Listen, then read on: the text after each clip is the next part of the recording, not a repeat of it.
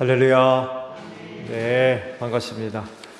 먼저 교회 소식을 말씀드릴게요. 나눠드린 주보를 참고해 주시기 바랍니다. 오늘 주일은 선교 주일입니다. 믿음으로 참여를 부탁드리고요. 오후 예배 후에는 사요기 은혜가 있어요. 해당되시는 분들, 각 부서 부장님들 꼭 참석을 해 주시기를 바랍니다. 수요 기도회 시간을 이번 주부터 조정을 하겠습니다. 30분 늦춰서 8시에 수요 기도회를 시작을 하겠습니다. 또 일철들이 나서 아무래도 시간을 조금 좀 늦춰야 될 것 같아요. 그래서 봄, 가을로 조정이 되고 있죠. 겨울에는 30분을 당겨서 7시 반에 드리고 여름에는 30분 늦춰서 8시에 시작을 하고 있어요. 그래서 차량 운행 시간이 조정이 되겠죠. 맹골에는 7시 20분에 들어가고요. 소정리에는 7시 30분에 차량 운행을 하도록 하겠습니다. 시간 기억하시고 착오 없으시기를 바랍니다. 그리고 산불 이재민들 있죠. 그리고 미얀마 지진이 나서 많은 분들이 고통 가운데 있는데 총회적으로 구호 성금을 모금하고 있어요. 5월 마지막 주일까지 모금을 한다고 하는데 저희 교회에서는 다음 주까지 성금을 모아서 보내도록 그렇게 하겠습니다. 많은 참여를 부탁을 드립니다. 지방회 광고인데요. 청동문회 수련회가 28일에서 30일까지 있어요. 그래서 아마 이번에도 지방회 주간으로 이 청동문회 가려고 하시는 것 같아요.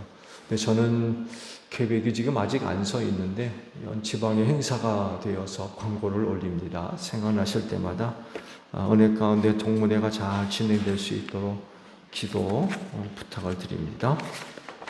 자, 옆에 있는 분들과 인사합시다. 주의 이름으로 사랑합니다. 은혜 많이 받읍시다. 네. 자, 우리 다 함께 경배 찬양 부르며 아버지 앞에 나아갑니다.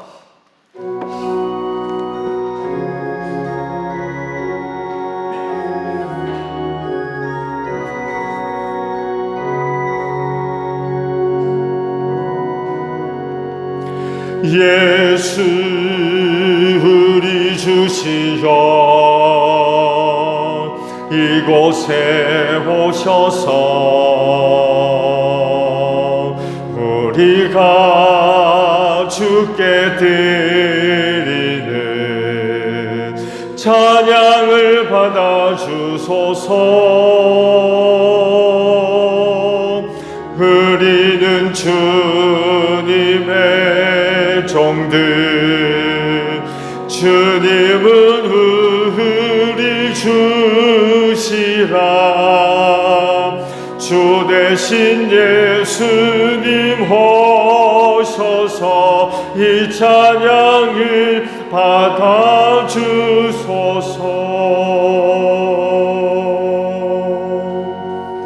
하나님 감사합니다.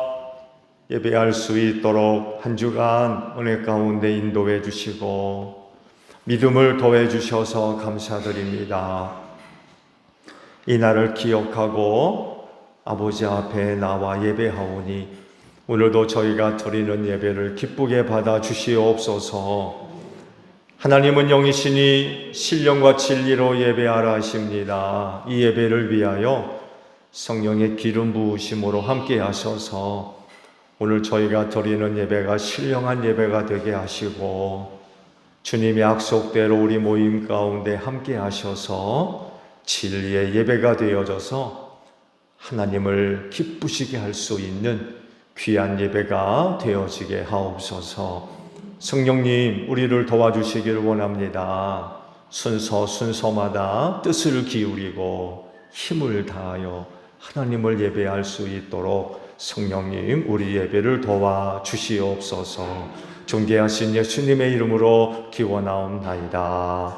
아멘. 회개 기도합니다.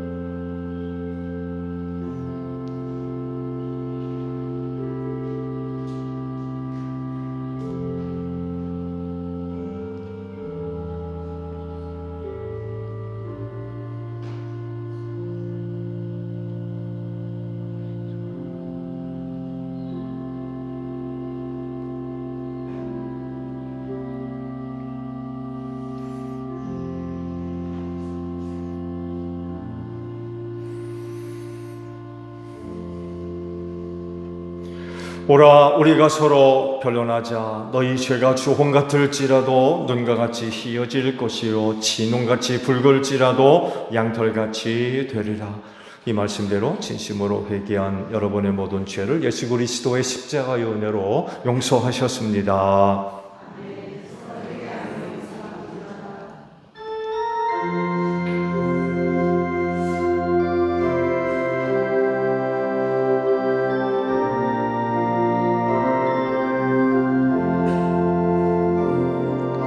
보혈을 지나 하나님 품으로 보혈을 지나 아버지 품으로 보혈을 지나 하나님 품으로 한 걸음씩 나가네.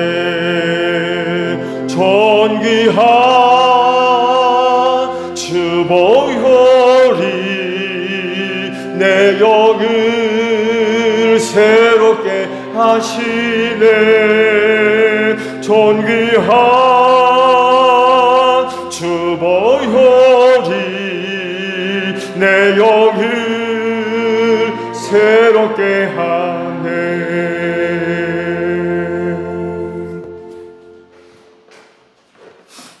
다 함께 기도드리겠습니다. 참 좋으신 하나님 아버지, 한 주간도 주님 안에서 생활하고 있다가 이 한 시간 귀한 주일 주님 앞에 나와 예배드리게 하신 아버지, 진심으로 감사를 드립니다.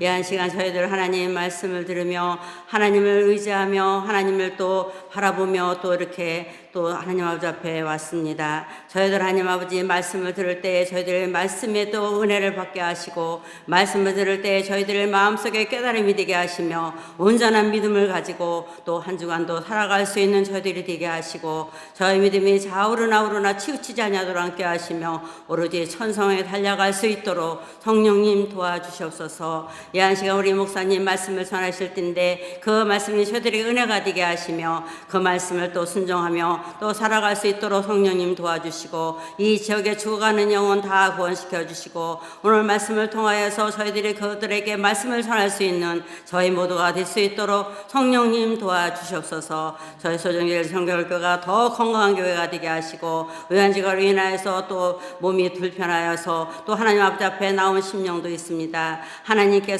또 그들을 또 만져주시고 그들이 하루속히 회복될 수 있도록 성령께서 도와주시옵소서. 오늘 예수님의 이름으로 기도드리옵나이다. 아멘.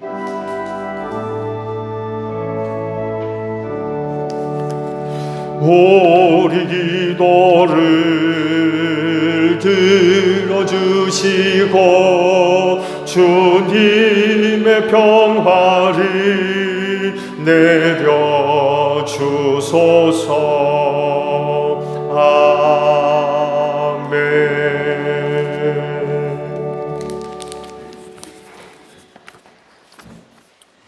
부활절 주일 성서입니다. 제독서는 사도행전 5장 27절에서 32절까지입니다.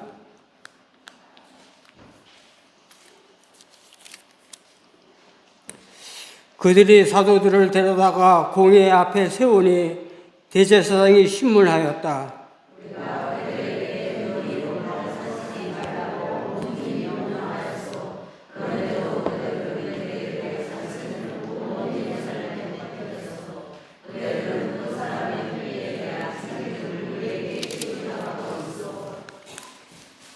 베드로와 사도들이 대답하였다. 사람에게 복종하는 것보다 하나님께 복종하는 것이 마땅합니다.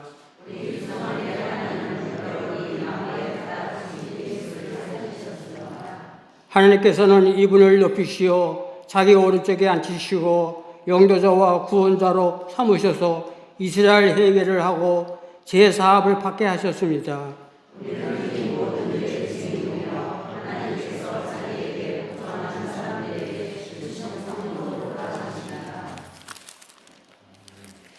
제 독서는 요한계시록 1장 4절에서 8절입니다.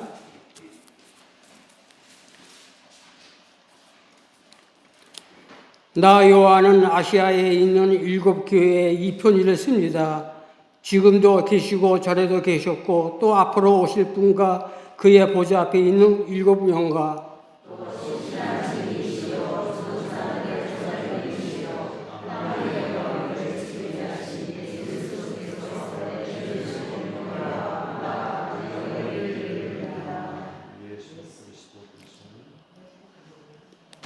또 읽으셔야죠. 그리스도께서 예수 그리스도께서는 우리를 사랑하시며 자기의 피로 우리의 죄에서 우리를 해방하여 주셨습니다.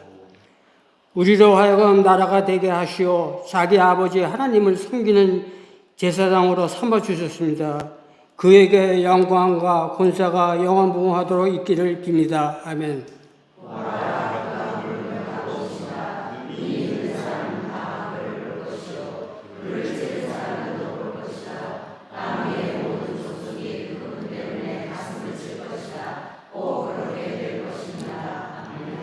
다 같이 합독하시겠습니다.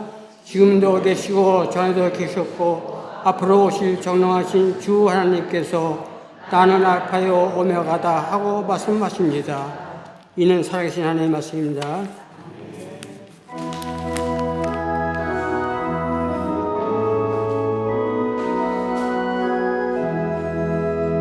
주님의 귀한 말씀은 목마른 사막길에서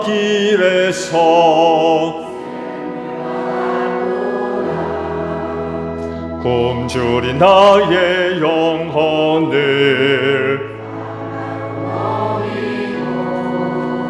내 갈 길 밝게 비추니 그 말씀 귀하다.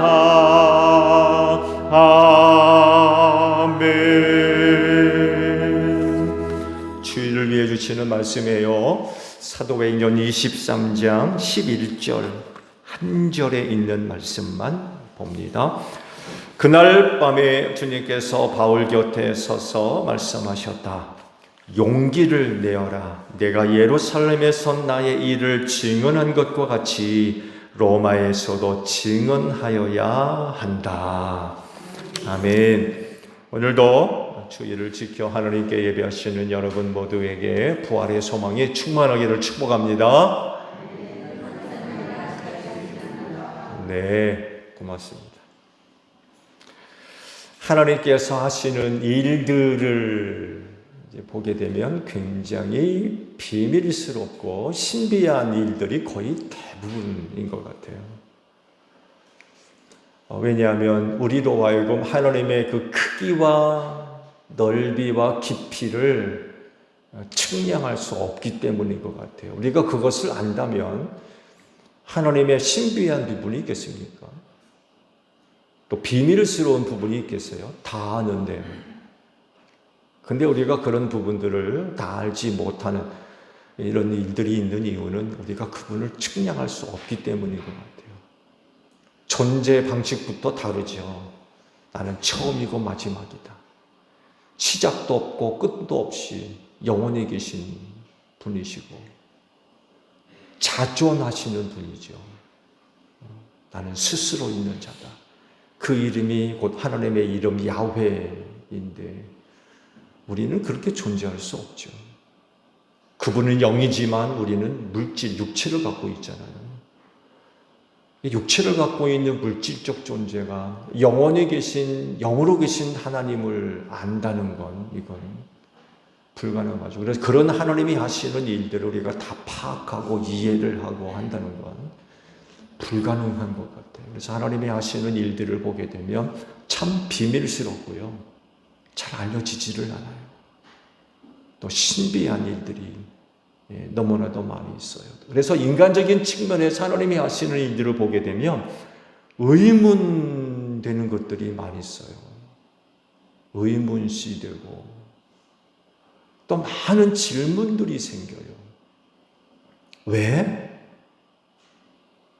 아니 어떻게?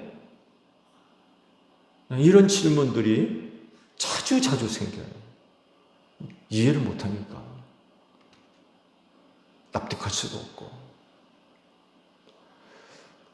그래서 성경을 찾아보게 되면 하나님의 신비한 부분들이 많이 있죠. 구약적 대표적인 사건을 본다면 홍해바다를 건넌 사건을 좋은 예로도 들 수 있죠.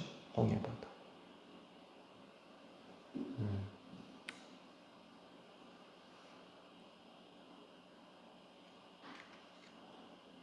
또 신약에 와서 본다면 지난 부활주일을 보냈습니다만 해도 예수님의 부활 참 신비한 부분이죠. 단순히 죽었다가 살아난 게 아니라 다른 존재로 살아나셨거든요. 참 신비한 일이죠. 또 성경에서 의문시되고 또 궁금해하는, 그래서 쉽게 이해할 수 없는 그런 사건들이 여러 있죠. 그 중에서 또 한 가지 예를 든다 그러면 여리고성 점령 사건을 또 좋은 예로 들 수가 있는 것 같아요. 하나님께서 여리고성을 두고 말씀하잖아요. 여세 동안 법궤를 앞세우고 하루에 한 바퀴씩 돌아라. 그리고 마지막 7일째에는 제사장들이 나팔을 부는 동안 7바퀴를 돌아라. 그리고 함성을 질러라. 그러면 무너질 거다. 그게 돼요?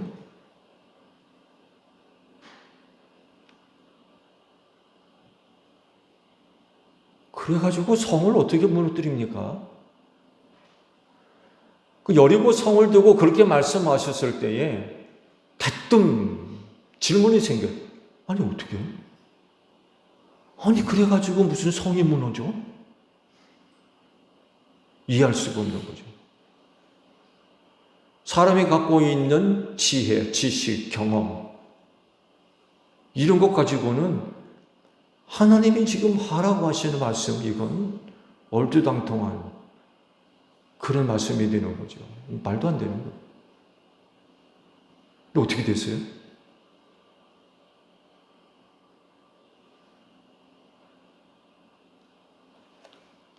이렇게 일하시는 분이 하나님이세요.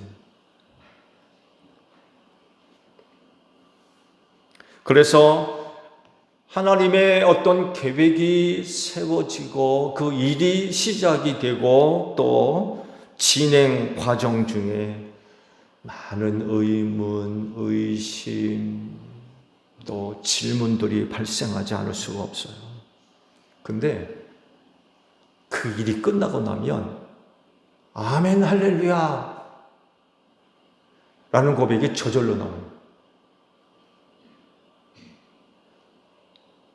처음에는 잘 몰랐는데 의심도 하고 의문도 품었는데 시간이 지나고 난 뒤 일이 이루어진 그런 그 결과들을 보게 되면 아멘 할렐루야, 이제는 내가 알겠고 이제는 내가 믿겠다는 거죠. 처음에는 과연 이게 될까 말까 그랬는데 나중에 보게 되면 아멘 할렐루야 라는 그런 그 고백을 할 수밖에 없게 된다는 거죠. 당시 바울에게 일어난 일들이 이런 경우예요. 3차 선교 여행 중에 일정을 급하게 조정을 하죠. 오순절이 이르기 전에 예루살렘에 도착하려고 선교 일정을 급하게 조정을 합니다. 그가 그렇게 선교 일정을 급하게 조정했던 이유는 어떤 개인적인 뜻이나 계획에 의해서 일정이 급하게 조정된 것이 아니라 사도 바울의 고백에 의하면 성령께서 자기를 그렇게 이끌어가고 계시다는 거예요. 그래서 성령께서 이끌어 주시는 대로 그 일정에 맞추어서 급하게 예루살렘으로 올라가게 되죠. 거기다가 성령께서 이런 계시의 말씀까지 주셨죠. 어느 도시에서나 투옥과 환난이 기다리고 있다. 이런 말씀까지 주셨어요. 그래서 내가 예루살렘에 올라가면 아마 이런 일을 겪게 될 것이라는 것을 아마 알게 됐을 거예요. 근데 거기까지였어요. 그 이상의 것은 더 이상 계시가 안 됐어요. 왜 성령께서 자기를 예루살렘으로 급하게 이끌어 가시는지 몰라서요. 거기까지만이었어요. 거기까지. 그런데 사도 바울을 중심으로 해서 최근에 일어난 계시가 그에게 새롭게 주어졌죠. 그래서 왜? 라는 질문에 대답을 찾게 되었습니다. 예수님이 그 밤에 찾아오셔가지고 이런 말씀을 해 주셨기 때문에 그렇습니다. 그것이 오늘 주일에 주신 말씀이었어요. 용기를 내어라. 네가 예루살렘에서 나의 일을 증언한 것과 같이 로마에서도 증언해야 된다. 이런 계시를 그에게 주세요. 그러니까 사도 바울을 로마로 보내기 위해서 지금까지 그렇게 이끌어 오셨다는 거. 전에는 몰랐어요. 그래서 왜? 라는 질문이 계속 생기는 거예요. 아니 왜 나를 예루살렘으로 올라가게 하시지? 아니 내가 왜 예루살렘에서 이런 어려움을 겪어야 되나? 내가 왜 이런 사람들을 만나야 되지? 내가 왜 그들 앞에서 이런 이야기를 해야 되고 왜 그런 변호를 해야 되지? 이런 질문들이 계속 생기는 거예요. 왜? 도대체 왜 그래야 되나? 왜 이런 일이 일어야 되나? 계속해서 질문이 생기는 거예요. 그러다가 어느 날 밤 예수께서 찾아오셔서 그에게 이런 계시를 주셨던 거예요. 용기를 내라. 로마에 가야 된다. 로마에 가야 된다. 비로소 답을 찾은, 그러셨구나. 이렇게 하시려고 나를 이렇게 이끌어 오셨구나. 그런 일들을 경험하게 하셨구나. 라고 하는 답을 얻을 수가 있었던 거예요. 그런데 여전히 궁금한 거는요, 바울을 로마로 보내시려고 하실 때에 그를 이끌어 가신 구체적인 그런 사건들과 내용들이에요. 왜 굳이 예루살렘으로 올려 보내실 필요가 있었을까? 라는 의구심도 들어요. 아니 왜 굳이 예루살렘으로 올려 보내셔? 왜? 그리고 예루살렘에서 왜 그런 어려움을 겪어야 되나? 아니 그런 어려움 없이 그냥 로마로 가면 안 되나? 보통 하나님을 섬길 때에 기대감이 있잖아요. 기대감. 그 기대감이 뭐겠어요? 은혜잖아요. 은혜. 내게 필요한 거, 내가 원하는 거. 이런 부분들. 그야말로 하나님의 은혜요 사랑. 하나님을 섬길 때 대부분의 사람들이 이런 내용으로 하나님을 섬기는 주제가 있어요. 목적이 있고 이유가 있고. 근데 하나님의 뜻을 이루어 가실 때 바울 사도를 이끌어가는 내용들을 보게 되면 이거 이렇게까지 해야 되나? 이게 은혜라고 할 수 있는 거예요. 우리가 일반적으로 바라는 하나님의 섬김을 통한 은혜?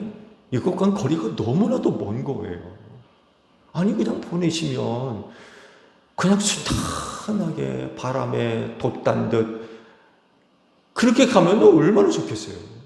근데 사도 바울을 통해 일어난 일들을 보게 되면 참 이루 말할 수 없는 어려운 일들이 계속 일어나는 거예요. 계속.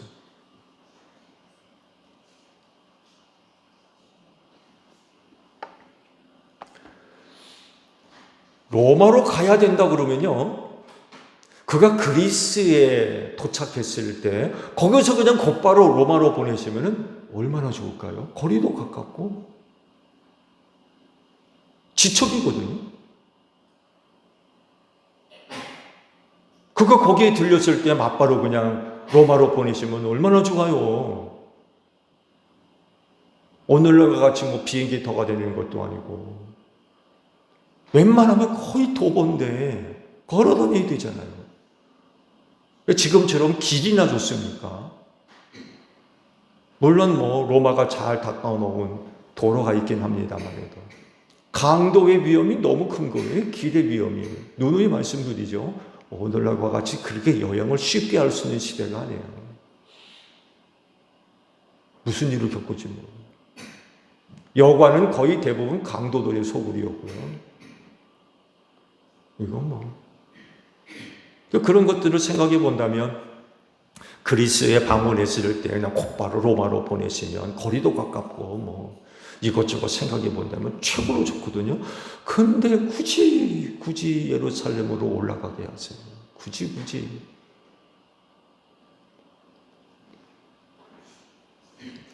거기 가서도 2년이나 거의 반 감옥에 갇혀 지냈습니다. 자유가 좀 주어졌습니다만 해도 2년 차기 후반기에는요, 거의 옥에 갇혀 지내다시피 했어요. 거의 잊혀지다시피 지냈습니다. 감옥에서.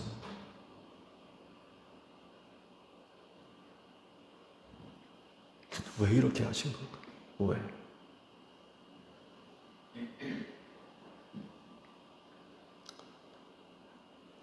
답은 하나밖에 없어요, 사실. 주님이 거기서 하실 일이 있었던 거예요. 주님이 예루살렘에서 하실 일이 없었다 그러면 굳이 바울을 로마로 올려보내실 필요가 없었을 겁니다. 그냥 정말 그리스에 있을 때 그냥 곧바로 로마로 보내셔도 돼요. 근데 예루살렘에서 하실 일이 있었던 거예요. 그러니까 올려보내시죠. 말씀을 찾아보게 되면 크게 두 가지로 나누어서 발견할 수 있어요. 하나는요, 바울 때문에 발생한 오해가 예루살렘 교회를 큰 혼란 가운데 빠뜨렸죠. 그렇죠? 이 문제를 해결하기 위해서 바울을 올려보내셨던 것 같아요. 여전히 예루살렘 교회 안에는 유대적 그리스도인들이 많이 있었거든요. 예수를 믿는 믿음으로 나아가지 않고 여전히 율법을 지키는 사람들이 상당수가 있었던 거예요. 이들이 바울에 대해서 오해를 했던 거죠. 이 혼란스러운 문제들을 해결할 수 있도록 바울을 올려보내신 것 같아요.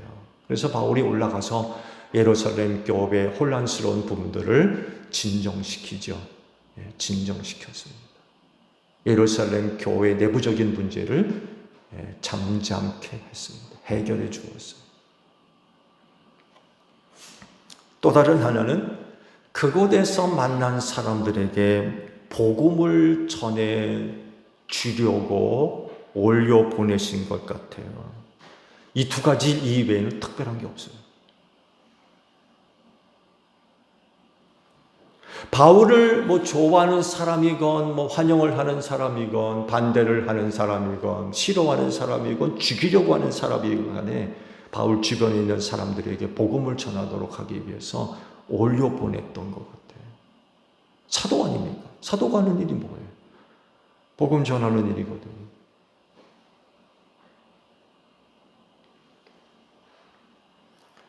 예루살렘에서 2년간 머물러 있으면서 그가 했던 주된 일은 역시 복음 전하는 일이었어요. 특이한 점이 있다고 하면 바울이 만난 인물들입니다. 말씀을 쭉 봐왔죠. 바울이 2년 동안 예루살렘에 머물러 있으면서 만났던 인물들이 누굽니까? 일반 평민이 거의 아닙니다. 특수 계층에 있는 지도자들을 만납니다.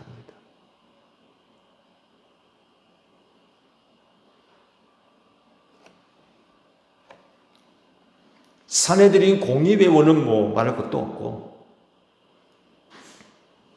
그들 앞에서 변호를 했잖아요. 사내들인 공의회원들을 만나는 것을 시작으로 해서 두 명의 총독, 벨릭스와 베시도, 벨릭스와 그 아내까지 만나죠. 1대1로 만나서 복음 전합니다. 물론 다른 의도가 있었습니다만 해도 말씀을 더 드릴게요. 벨릭스 총독과 그의 부인을 만나요. 후임으로 베시도 총독까지 만납니다. 더 나아가서 분봉왕 아그리파 2세까지 만납니다. 바울이 만났던 사람들은 특별한 사람들이었어요. 거기다가 백부장과 천부장도 끼워 넣을 수 있을까요? 군인 100명 다스리는 게 뭐 그렇게 대단한 권세인가겠지만 알려진 바에 의하면 로마 사회에서 백부장 하게 되면 군인 100명을 통솔할 수 있는 사람이거든요. 적어도 백부장 정도의 명예를 갖고 있으면 당시 로마 사회에서 상당히 존경을 받았다고 그래요. 백부장만 돼도. 근데 천부장까지 만났어요. 대단한 사람들입니다. 당시 로마 사회에서는. 이런 사람들을 만났어요.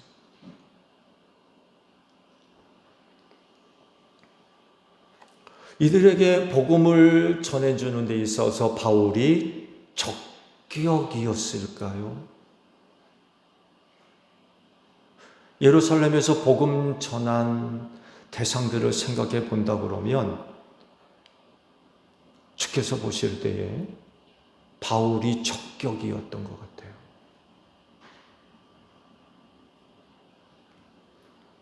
우리가 지난번에 말씀 봤죠?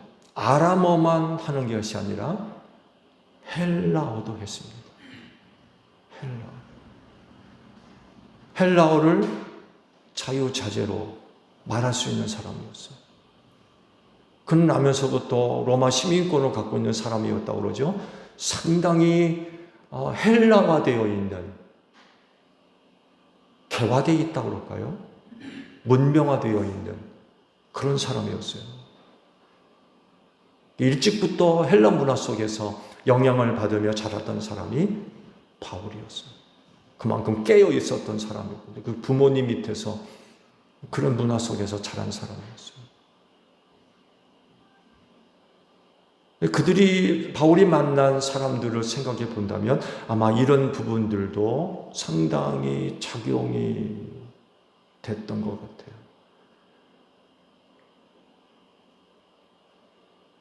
혼란스러운 일이 일어난 이유를 알기 위해서 사도 바울을 때리려고 했잖아요.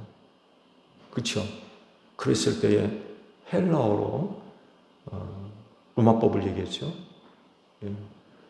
법적으로 정당한 판결 없이 로마인을 매질할 수 있느냐, 이걸 헬라어로 했습니다. 그 헬라어의 말을 듣고 백부장이 깜짝 놀랐던 거죠. 왜? 자기들이 하는 말을 하거든. 이런 것들을 보면 아마 특수 계층에 있는 사람들에게 복음 전하는 일을 위해 사도 바울이 적격이었던 것 같아요. 그래서 그를 올려보냈던 것 같아요. 지난번에도 말씀을 드렸습니다. 말해서 사도 바울이 예루살렘 교회를 방문했을 때 사도들이 하나도 없었어요. 야고보와 예수의 형제 야고보와 장로들만 만났어요. 예루살렘 교회 사도들이 하나도 없었어요. 아마 추측컨대 다른 지역으로 전도하려고 나갔던 것 같아요. 한 사람도 없었습니다. 사도는 바울밖에 없었어요.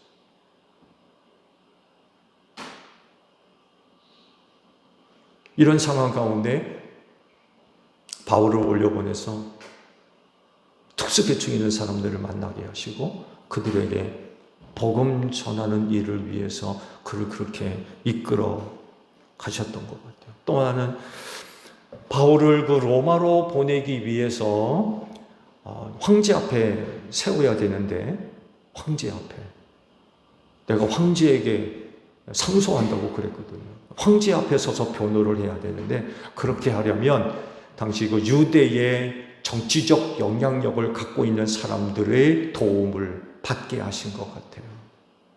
두 사람의 총독을 만났거든요. 한 사람이 아니에요. 두 사람을 만났습니다. 벨릭스가 이제 선임이고 베스더가 후임으로 오게 됐죠. 두 사람의 총독을 만났습니다. 이것만 보더라도 아마 로마의 황제 앞에 세우도록 하기 위해서 이들이 갖고 있는 영향력을 이용을 하셨던 것 같아요. 굳이 이유를 찾는다면 아마 이런 이유들로 바울을 예루살렘으로 올려 보냈던 것 같아요. 이런 내용들을 볼 때 우리 예수님께서 바울을 통해서 그 예루살렘에서 하실 일이 있었기 때문에 그를 그렇게 올려 보냈던 것으로 이해를 할 수가 있습니다. 그 중에 확실한 것 하나는 로마로 가야 된다는 거. 종착지는 로마예요. 로마로 보내도록 하기 위해서 예루살렘으로 올려 보내신 거죠. 이런 그 사실들을 볼 때 우리가 또 얻는 깨달음이 있죠. 바라본데 여러분 모두가 하나님의 뜻을 이루는데 선하게 쓰임받는 여러분들이 되시기를 축복합니다.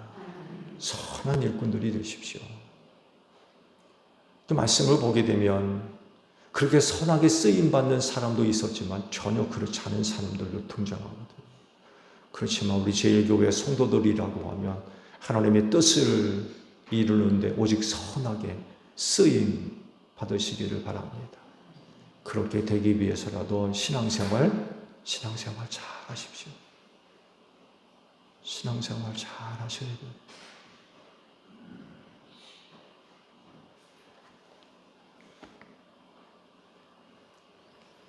그런 상황 중에 그날 밤 예수께서 이제 바울에게 찾아오셔서 이제 그 계시를 주신 거죠. 그중 한마디가 용기를 내어라 라는 말씀이었어요. 그 예루살렘에 올라와서 바울이 겪은 일들을 생각해 보게 되면 참 피곤하고 힘들고 사람 쉽게 지치게 만들고 그런 일들.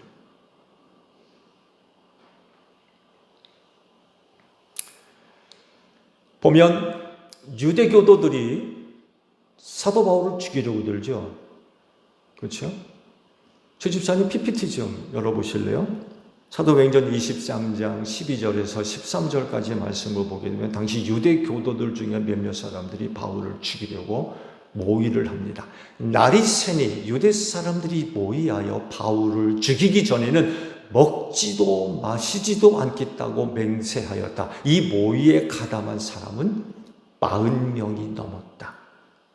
13절. 네. 이 모의에 가담한 사람이 40명이나 넘었다라고 말씀을 하셨어요. 적은 사람이 아니죠. 또 25장 1절에서 3절까지 말씀을 보게 되면 베스도가 부임한 지 사흘 뒤에 가이사라에서 예루살렘으로 올라가니 대제사장들과 유대 사람의 지도자들이 그에게 바울을 고발하였다. 그들은 그에게 줄곧 졸랐다. 3절이요. 그들은 그에게 제발 바울을 예루살렘으로 불러올리라고 간청하였다. 그들은 길에서 사람을 매복시켰다가 바울을 죽일 계획이었다. 이렇게 고발을 하고 있습니다. 바울이 예루살렘은 물론이고 유대 어느 지역에 있든지 아니면은 로마가 통치하는 어느 지역에 있든지 살해 위협을 받고 있었다는 얘기예요. 왜 그럴까요? 예루살렘, 유대는 뭐 말할 것도 없죠. 로마가 통치했던 각 지역, 거기 이스라엘 백성들만 사는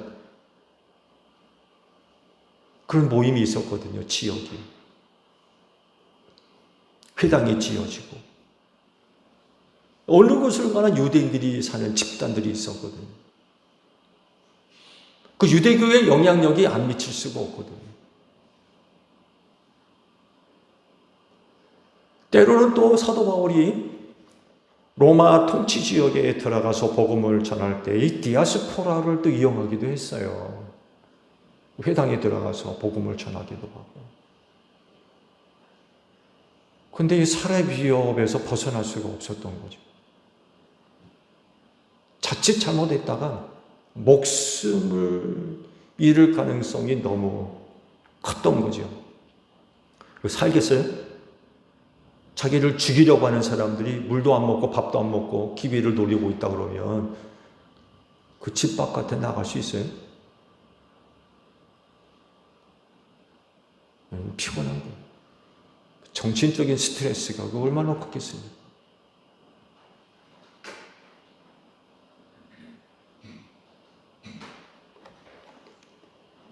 이뿐만이 아니라 복음을 이용해서 돈벌이를 하려고 하는 그런 사람들도 있었습니다. 사도행전 24장 26절에 이 사실을 고발하죠. 동시에 그는 바울에게서 돈을 받을까 하고 은근히 바랐다. 그래서 그는 바울을 자주 불러내어 이야기를 나누었다라는 말씀이 기록되어 있는데요. 이 총독 벨릭스와 관련되어 있는 말씀이에요. 이 벨릭스가 사도 바울을 붙들어 두고서는 그에게서 돈 좀 받아볼까 해가지고 자주 불러냈어요. 자주 불러내가지고 믿음이 뭐냐, 예수가 뭐냐, 그러면서 바울을 통해서 그런 이야기를 들었던 거죠. 그가 진짜 예수를 믿으려고 바울을 불러내서 그와 관련된 이야기를 들었던 게 아니라 돈 좀 받아볼까, 그러려고 그를 불러냈다는 거예요. 그러니까 바울이 풀려나기 위해서 돈 좀 쓰지 않을까? 돈 좀 쓰고 풀려날까 하는 그런 어떤 계획들. 그래서 그런 돈을 좀 받아볼까 해가지고 바울을 불러내가지고 들었다는 거예요. 바울을 괴롭히는 거죠. 바울을 괴롭히는 거예요. 바울을 시험하고 바울을 괴롭혔던 거죠. 총독이 그렇게 하려고 바울을 불러낼 때 나 안 가요. 그럴 수 있어요? 그럴 수 있습니까? 못 그러죠. 감옥에 갇혀 있는데 불러낼 때마다 갈 수밖에 없어요. 거절할 수 없고. 불러내서 그가 궁금해하는 것들을 질문을 하는데 난 몰라요. 그럴 수 있어요? 또 복음 전해야 될 사람이고 하니까 그가 궁금해하는 것들을 이야기해 주었을 거예요. 근데 그 자리가 어떤 자리였겠습니까? 재미난 얘기가 있죠? 비둘기 마음은 어디가 있다고요? 콩밭에가 있다고 그러잖아요. 비둘기 마음은 콩밭에가 있다.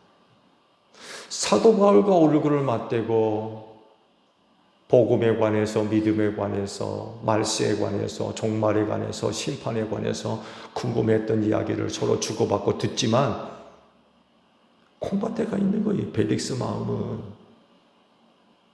거기에다가도 떡 본 김에 뭐도 해요? 제사도 드리려고 그러는 거예요. 떡 본 김에 제사도 드리지.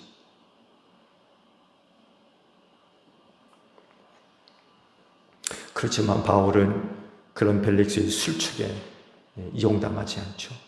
넘어가지 않습니다. 결국 뜻대로 되지 않으니까 나중에는 유대인의 환심을 사기 위해서 바울을 감옥에다 쳐넣습니다. 그리고 그냥 방치해둬버려요. 신경 났어요. 자기 뜻대로 안 되니까. 그런 시간이 2년이 지납니다. 2년. 아니 로마로 보내시려면 얼른 보내면 시간적으로도 얼마나 좋아요? 그렇잖아요. 우리 한국 사람 빨리빨리 얼마나 좋아합니까? 정말 그냥 빨리 보내시면 얼마나 좋겠느냐고 시간적으로도. 근데 2년씩이나 예루살렘에 갇혀 있었어요. 2년씩이나. 참 너무 지루한 거죠.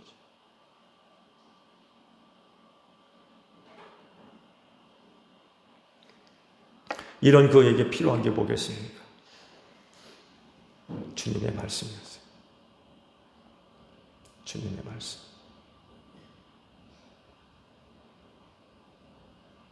바울을 옥에 가둘 때에 벨리스가 그랬거든요.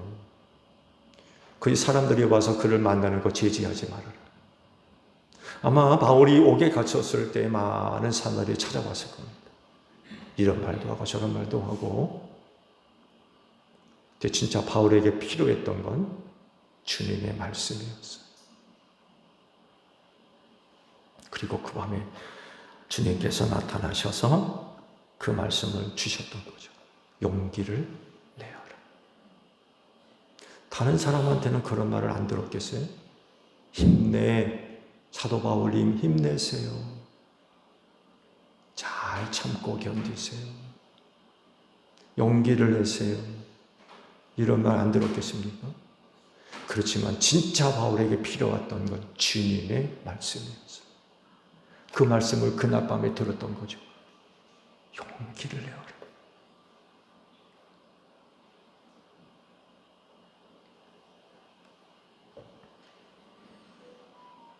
오늘 제1교회 성도 여러분에게도 주께서 사도 바울에게 주셨던 그 말씀, 그 말씀이 임하기를 축복합니다. 용기를 내어라.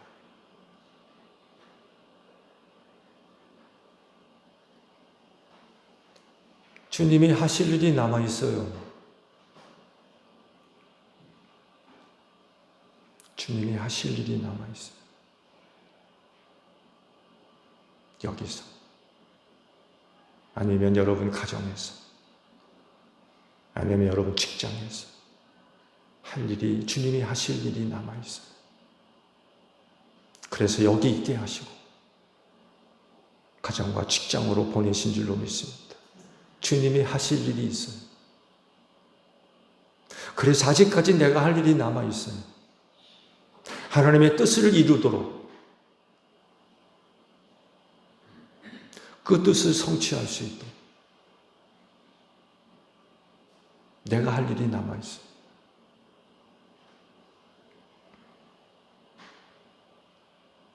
그래서 용기를 내십시오. 용기를 내세요. 주님이 하실 일이 있기 때문에 그래요. 용기를 내십시오. 용기를 갖고 여러 가지 힘들고 어려운 일들 잘 참고 견디시기를 축복합니다. 그래서 주님의 뜻을 이루어가는 여러분들이 되시기를 축복합니다. 기도하겠습니다. 바울에게 그날 밤 들려주셨던 그 말씀, 오늘 우리에게도 들려주옵소서. 용기를 내어라. 주님이 하실 일이 있었기 때문에 바울을 예루살렘으로 보내셨고 로마로 보내시려고 하십니다. 우리도 주님의 뜻을 이루어야 할 일이 남아 있습니다. 용기를 내게 하옵소서. 그 용기를 갖고 여러 가지 힘들고 어려운 일들 끝까지 잘 참고 견디면서 주께서 세우신 뜻을 아름답게 이루어갈 수 있는 제1교회 모든 성도들이 되어지게 하옵소서. 예수님의 이름으로 기도하옵나이다. 아멘.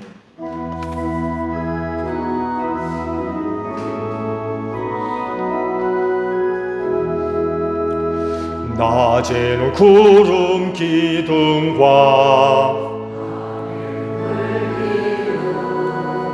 주 백성 앞에 나타나 하늘의 깊은 지혜를 주 말씀 밝히 알도록 늘 도와주소서. 아멘. 주신 말씀 우리 생각하며 화답 찬양 하나님께 드립니다.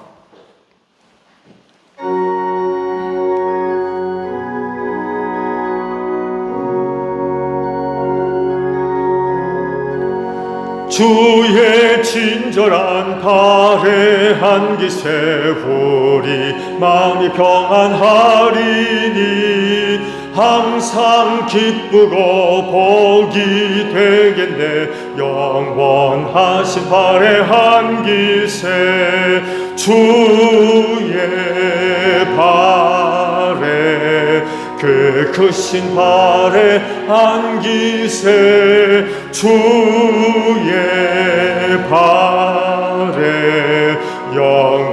영원하신 발의 한기세 날이 갈수록 주의 사랑이 두루 광명하게 비치고 천성 가는 길 편히 가리니 영원하신 발의 한기세 주의 발에 그 크신 발의 한기세 주의 발에 영원하신 발의 한기세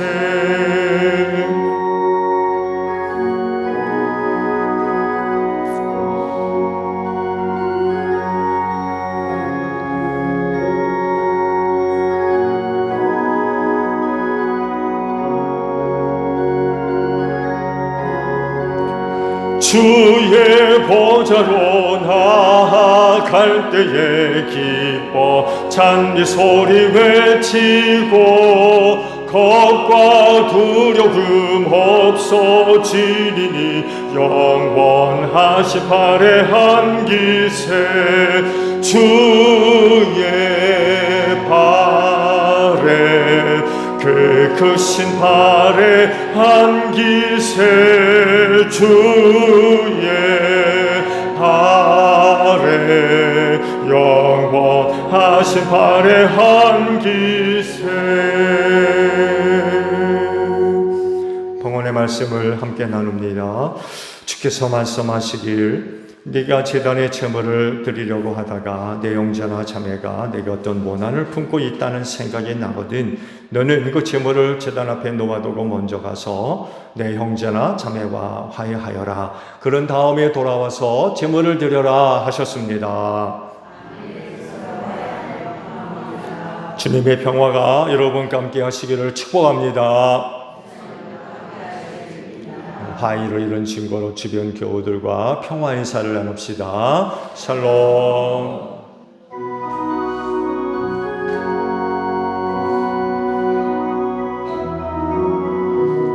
하나님 어린 양 세상의 죄를 없애시는 주여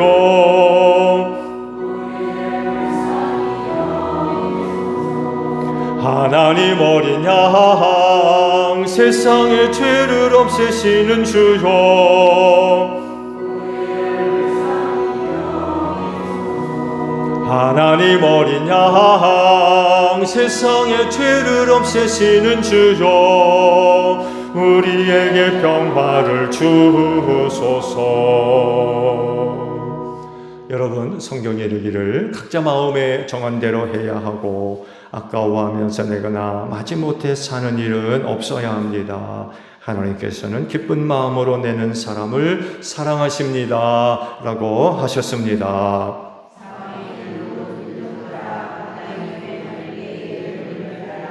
아멘.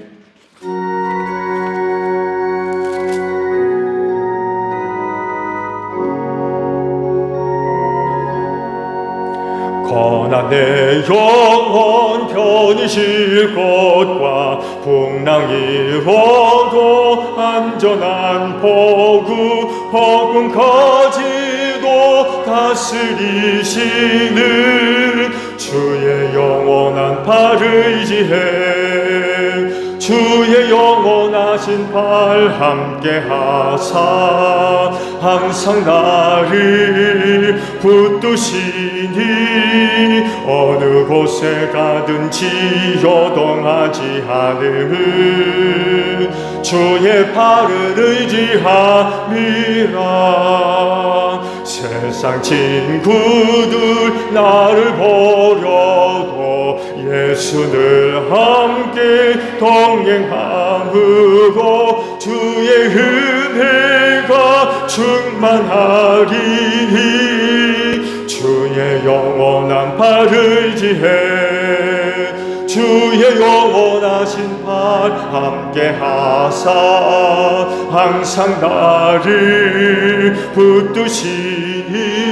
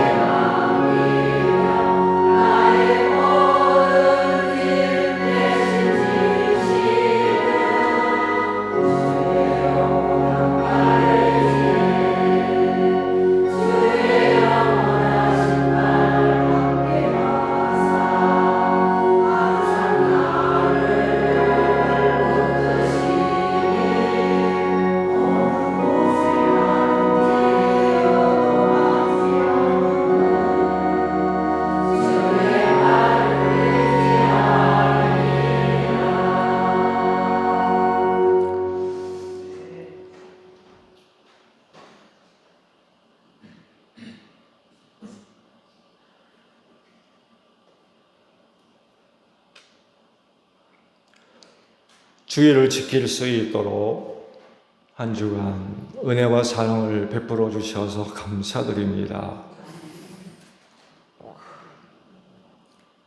여러 가지 어려운 자리에서도 쓰러지지 아니하도록 붙들어 주시고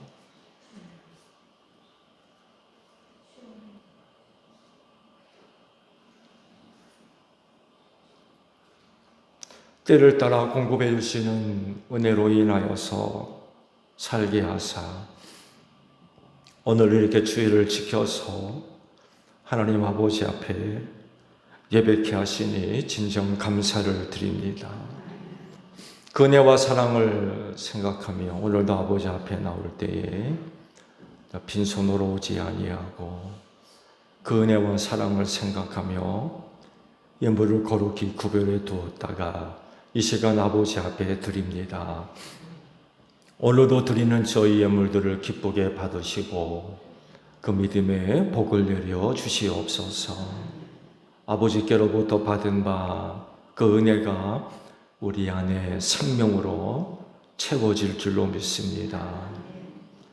저들의 몸과 마음과 영혼이 늘 평안하게 하시고 특별히 강건케 하시는 은혜로 채워 주시옵소서. 하나님의 능력이 될 줄로 믿습니다. 그래서 하나님의 영광을 위해서 우리가 감당해 나가야 할 여러 가지 일들 넉넉하게 감당해 나갈 수 있는 저희 모두가 되어질 줄로 믿습니다.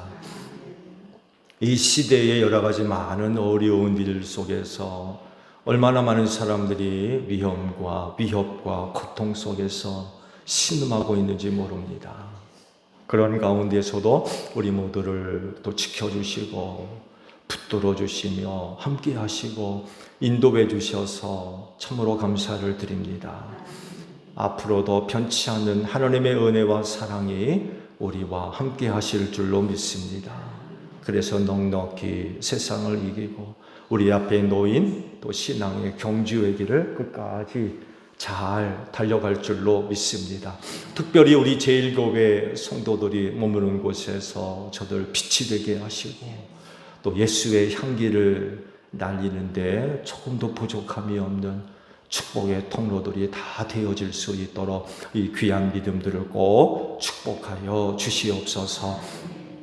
피땀 흘린 예물입니다. 하나하나 기억하시고 또 기쁘게 받으사 오직 하나님의 영광과 뜻을 이루는데 소중하게 사용될 수 있도록 성령께서 귀한 길로 인도하여 주시옵소서.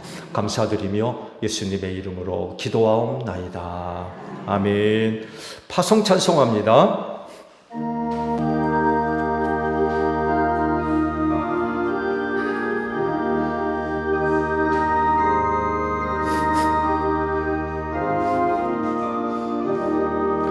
너 빨리 생명줄 던지어라. 형제여 너 어찌 지체하나.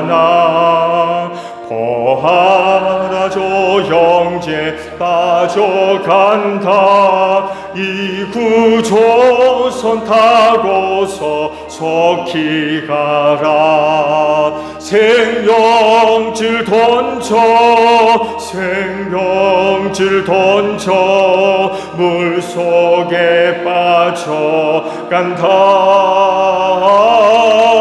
생명줄 던져 생명줄 던져 지금 곧 건지어라. 너희는 온 천하를 다니며 만민에게 복음을 전하라.